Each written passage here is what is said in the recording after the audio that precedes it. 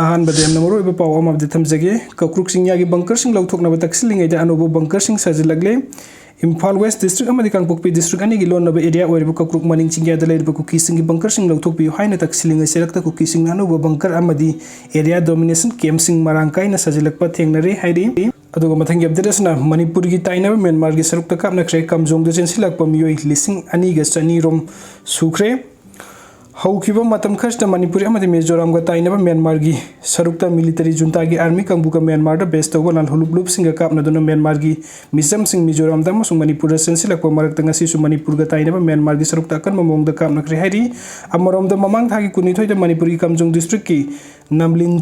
ꯆꯤꯡꯕꯒ ꯊꯪꯅꯅ ꯂꯩꯕ ꯃ꯭ꯌꯥꯟꯃꯥꯔꯒꯤ ꯃꯐꯝ ꯈꯔꯗ ꯑꯀꯟꯕ ꯃꯑꯣꯡꯗ ꯀꯥꯞꯅꯕꯗꯒꯤ ꯃꯅꯤꯄꯨꯔꯗ ꯆꯦꯟꯁꯤꯜꯂꯛꯄ ꯃ꯭ꯌꯥꯟꯃꯥꯔꯒꯤ ꯃꯤꯆꯝ ꯃꯁꯤꯡ 2,200 ꯔꯣꯝ ꯁꯨꯈ꯭ꯔꯦ ꯍꯥꯏꯔꯤ तोंगान तोंगान पावगी लिखुनसिंगना फोंदोरपगी मतुंग इन्ना टेक्नोपोल डिस्ट्रिक्ट की मोरेदगी खरा चलगा लैबा Indo Myanmar border pillar number 80 अमदी 81 मरकी म्यांमार रोमदगी कोंट्रांग खुन अमदी अकोइबदा म्यांमार मिलिटरी जुंटागा म्यांमारदा बेस तौबा लालहुलुप अनिगी मरक्ता ngasi nungtin bom yauna akanba mongdo nongmai kapnaki hairi panbe abadi haukiba sahi 2021 gi February thada Myanmar da leramba democracy ki lengak military junta na paisin kibadagi madugi mayokta tongan tongan ba Myanmar gi lalhulub singna punsinduna military junta gi mayokta irang haukiba ga loinana lepa leitana khut thokna duna lakibani Myanmar gi san state amadi Arakan na chingwa mafam singda Myanmar gi lalhuba singna military junta gi mathakta kan mongda landaba ga loinana military junta na su nongthakta gi bom tha thabna singba tawduna nakal ani gi marakta kan mongda khut thokna badagi yamlaba Myanmar gi miyoi sing Mizoram amasung Manipur da mapung oina Mizoram da sensilakibani Chin state amasung Arakan na chingwa mafam singda military junta gi forcing rebel singna takthokpagi akanba thabuk chathabaga loinana Manipur da tainariba sagai region da su akanba mongda lamdaduna rebel singna lawsingani haina phongna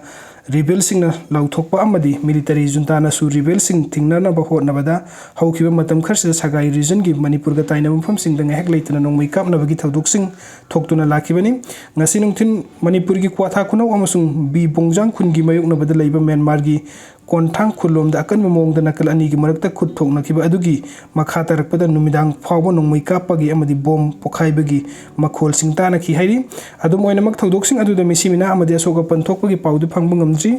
Manipur गा ताइनबा लैबा मफम दा खुद थोकना किबा अदुना मरम ओइदुना मणिपुर रोम दा Myanmar गी मिसम सिंग चेंसलकनगद्रा हाइबगी थाजबा लैरबा सु सबसाबा पाउदि फंगबो ngमद्री पनबा याबदी थाखर की ममांग the Manipuri कोठा खुनौगा थंगना लैबा Myanmar गी मफम खरदा लैबा चिन लालहुलुप सिंगना असोबा केम अमदि मिलिटरी जुंता ना बोम न सिंगबा थाथादुना थुगाइखिबा लैखिबगा लोइनना बोम पोखाइबगी मच्चे सिंग कोठा खुनौ फावबो यौरखिबनी सेरेक्सिदा हौखिबा नवेम्बर 22 द मणिपुर गी कामजोंग डिस्ट्रिक्ट नमली खुन मयोकनबदा लैबा म्यांमार गी तोंगान तोंगान मफम सिंग द मिलिटरी जुंता गी forcing Myanmar gi khulai paiba singa kan mong du khut thokna kiba matung da kamjong da sensilakiba Myanmar masa 2,200 rom sukre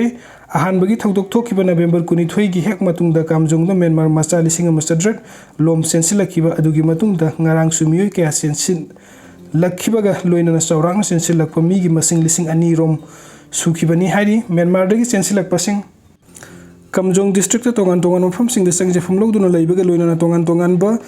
philanthropic organization sing amadi district administration cham thakna ba nongmagi sangdaba yadro potlam sing phangan baga loina firolna sing basu phangan amaromdana Myanmar gi sensilakpa sing biometric enrollment tawbagi thabuk leptana sa thabaga loina Kamjong district ta sensilakiba sing gi manung da ngarang phawbada mi 1,109 gi biometric enrollment tawbagi thabuk loisin ki baga loina makhata na enron tawbagi thabuk sathari hari numit kharni gi mamang dagi more dagi kilometer kulom setaga leiba Indo Myanmar border pillar 74 amadi 75 ki lonaba mafam kharda kan mong du nongmai kapna rakpadagi nupi amadi angang sing yauna miyoi sam yankhai rom Manipurom da sensilakpadagi wetuk khunda sang jafam lauduna leiribani more area da kilometer tara romgam khoi sambal khaba natna Manipur gi ukrul Kamjong Tengnopol Chandran Churasanpur amasung Ferjol district Myanmar dangam khoi puliba kilometer